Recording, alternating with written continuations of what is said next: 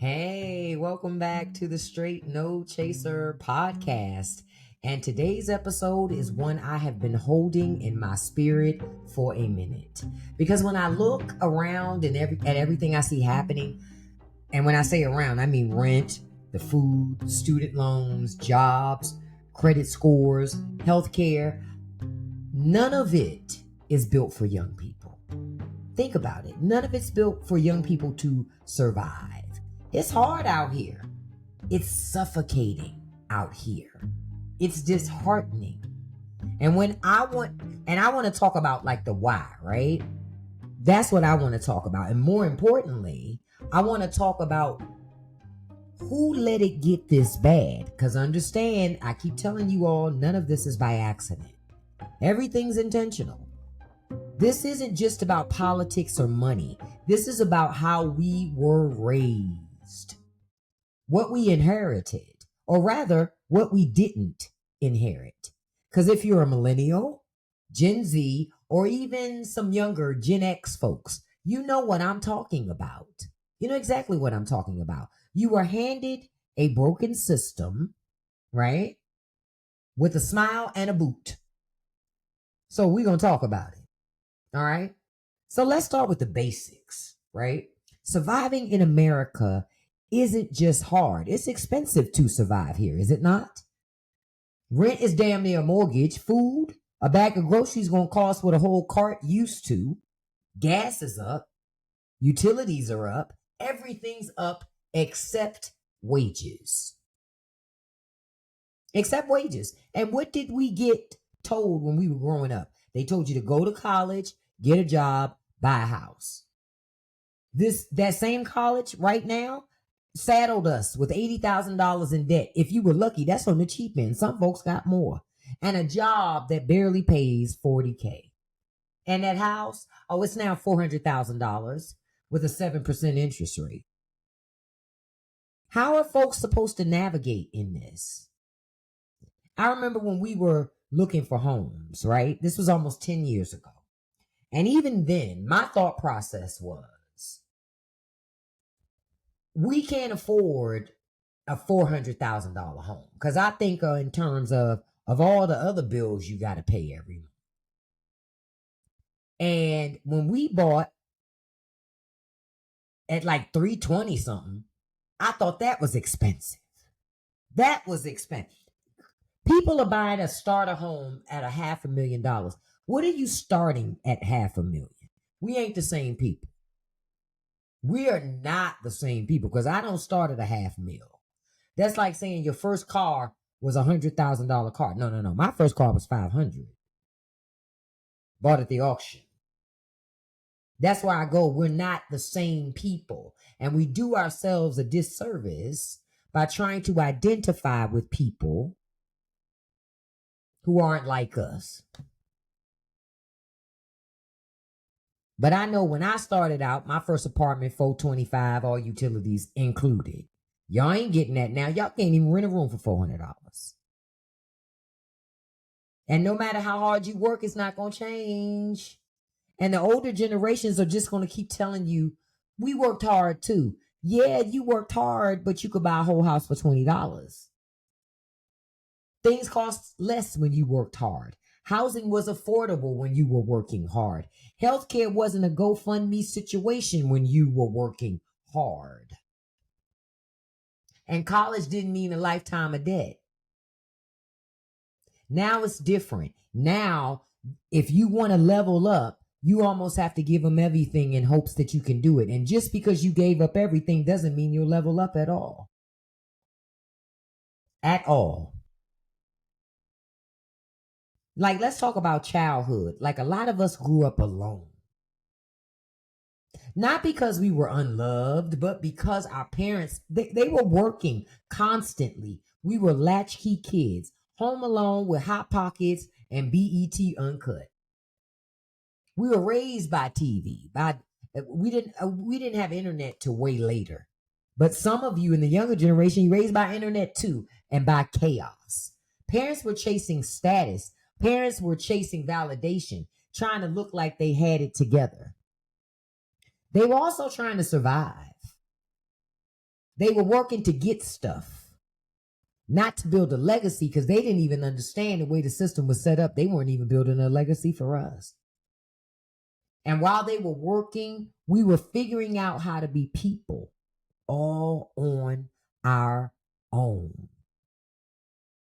I remember, having to come home from school and be responsible. You got the chores, you got things that you're required to do, and mom, you better get them done. You better get them done. My parents divorced when I was very young, so my mother, she had to work, to take care of her children. And we had to be responsible children. We were latchkey kids. So many children raised this way. And we were told all the sacrifices our parents were making and all the things we would get from it. But what did we really inherit from that? Hyper independence, anxiety, depression, a need to grind. We're always grinding, but nowhere to go. Nowhere to go. They didn't prepare us for the world because they were trying to survive it too. But in the process, they forgot us. And let's be honest, many people from the generation before us, like our parents and stuff like that, and even before our parents, they were too busy thinking about grinding. They didn't think about legacies either. They were trying to survive.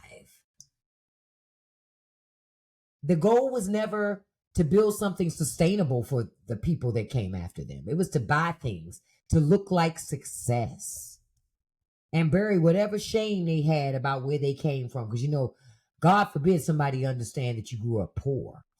It's the worst thing ever. You were poor. Right. But here's the problem. You can't pass down a designer bag, folks. You can't will your car lease to your child, people. Because instead of laying foundation, they got caught up too. They got caught up in the competition, trying to outdo their neighbors, their co-workers, people they don't even like. It became about status, not about structure. Not about structure. I was told it was robbing Peter to pay Paul. So many people focused on impressing the masses that the youth got left behind. And then the youth saw their parents chase it, so then you grow up to chase the same things and to continue that same cycle. And then you have kids, and then your kids see you do it, and then they're doing the same things. You got to break the cycle.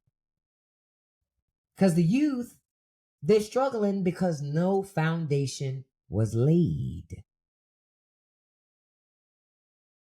No foundation was laid. That's a problem. Because the big thing that America is lacking for its youth is lack of foundation. You want to know why they're cracking? You want to know why they struggle so much? They don't have, where are the elders of the community to support them, to guide them, to mentor them? Nobody needs you to sit around and talk about, well, in my day, in your day, things were markedly different. Let's live in the reality of today. That's what I want to do. I want to live in the reality of today and not just the in my day, because that doesn't change anything for the youth of today. Because you got to ask yourself, if you're one of the elders, what have you done for the youth of today? Outside of flash your fancy car and your house and your status and your vacations and your money. What? What foundation did you lay for them? Because I tell you, because now people, they're in their 20s, their 30s, their 40s, hell, in their 50s, and they're tired. We're tired of trying to fix the roof, pour the foundation, and build the damn house all at the same time, because that's what's happening now. And I'm telling you, the really young folks, the young folks in their 20s, their teens, their 30s, they got it the worst. Oh, and the babies in school and stuff like that, the 5-year-olds, the 10-year-olds, oh, they got it horribly. They don't even understand what they're walking into. They don't even understand. See, y'all got to understand this amount of suffering, this amount of problems. This is what made the Hunger Games episode that I did with the podcast hit so hard with people, because it's true. It's true. We just scraping by. Just surviving. There's nothing exceptional happening in relation to our finances in America. We are climbing a mountain, y'all, only to realize the damn thing was built to collapse beneath us. You're not built, it wasn't built for you to succeed. It wasn't built for you to get to the next level. If you happen to, that's cool, but that's not what they set it up for. Eh? That ain't what they set it up for. They set it up for your failure. They set it up for your failure. Hell, they're trying to peel it back, like with your health care. For a lot of people, it's still tied to jobs that you hate. For a lot of us, it's still tied to jobs that you hate. Wages ain't got no better. Why would they? The elders of our communities, who were supposed to be the leaders, haven't done anything to make it any better. You know why you can't get affordable housing? Nothing's been laid for the youth. There was no foundation laid. Folks are making money. They don't care. Being a homeowner for young people in America is pretty much about that close to almost being out of reach. There's not much time before it is no longer an option for most. They're going to have to pool all of their money in, 5, 6, 10 of them, to get in a place together. Because the concept of buying your own home is almost a fantasy.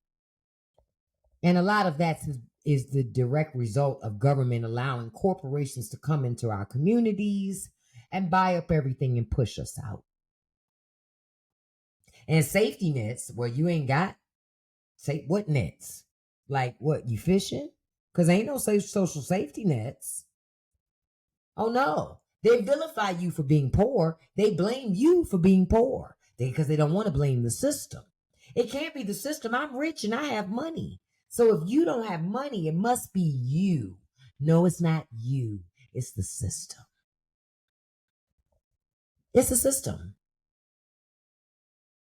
And until we deal with the system, it's not going to change. It's not going to change. I know it's not going to change until we deal with the system. Remember, y'all, we're not fighting poverty. We're not fighting just poverty. I'll say it like that. It's a whole slew of things that are being fought right now in this society. We're fighting loneliness. We're fighting exhaustion. We're fighting burnout. We're fighting isolation, homelessness, hopelessness. I know you're exhausted, and the system doesn't care because it's going to keep on trampling over you over and over and over and over and over again until the system gets exactly what the system wants. It don't give a damn about you. You were never important. You were a means to an end. That's what you were. And the system just going to keep on leaning on you as long as it can. Because I'm going to tell you what the sick part is. We're expected to smile through all of this shit. Yeah. You're expected to post about your wins on Instagram while you're hiding your breakdowns at night. No more of that. Stop creating fantasies in your life, in your real life, in your online life. Stop. None of that helps. I'm going to tell you, like, I remember there have been many times in my life where I felt like I'm trying to do everything right and I can't get ahead. One of those times was when my mother was when I wanted to buy a house and we were saving, you know what I'm saying? But we could just never get ahead of it. Always this feeling of never being able to get ahead. And I know I'm not the only one that's ever felt that way, but feeling like if I can just get access to a windfall of money that I don't have to pay back, I don't want to borrow any money from anybody. I just need, $20,000, $30,000 so I can pay off debt, have a cushion and a deposit to buy a home. I'll be good to go. That was my thought, right? But it's not that simple because society isn't set up that way. I got into a home because my mother had a nice life insurance policy, and she told me before she died, before she passed on, get into a house before Barack Obama gets out of office. Because once he gets out of office, buying a home is going to be a fantasy over time. She was right. My mother's been dead almost 10 years, and she was right then. She said it's going to be impossible because rich people don't really want you to own a home, she said. That's what she said. That's what she said then.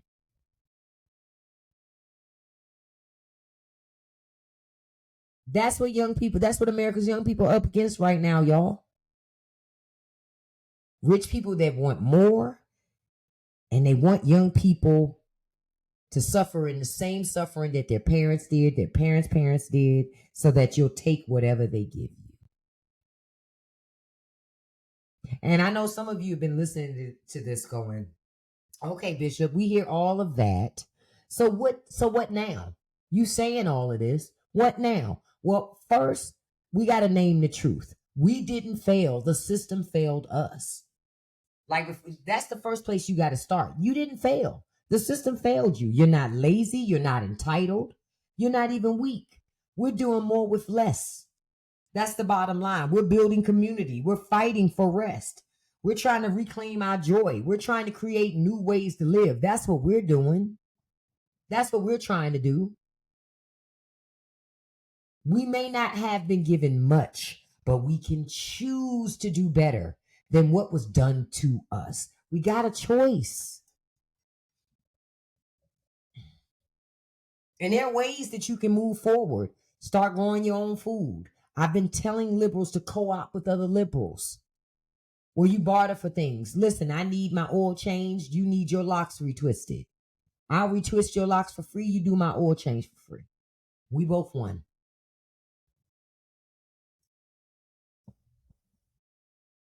Because we're a generation trying to turn survival into living. And that's what you have to do. You have to try to turn your trauma into healing. You have to. You have to try to turn empty hands into full hearts. It's not easy, y'all. I know it's not easy. I know you're going to say it's not easy, Bishop. I know, but it's necessary. It's necessary. But we got to do something to help young people. You can't just sit around and say, keep working hard. No amount of hard work is going to change nothing that's happening to these young folk. Because the system ain't set up for them to win. It's not. So ask yourself what you're going to do to help them. Now I tell you, if this episode hits you, I want you to sit with it. Cry if you need to. Get angry, get real, but don't you stay stuck. Tell your story. Break the cycle. Break the cycle. I'm going to say it one more time. Break the cycle. And if nobody else has told you today, let me tell you and say this. You're not crazy. You're not crazy. You're not alone. You're not broken. I'm going to say it again. You're not crazy. You're not alone. And you're not broken. You're living through what was left behind, what they left behind. The people who were supposed to leave something for you, all they left was their crumbs. And you're doing the best with it that you can. Give yourself grace. That deserves space. That deserves love. I thank you all for listening to this episode of the Straight No Chaser podcast. And what do I tell you? Take care of yourself. And until next time, baby, peace.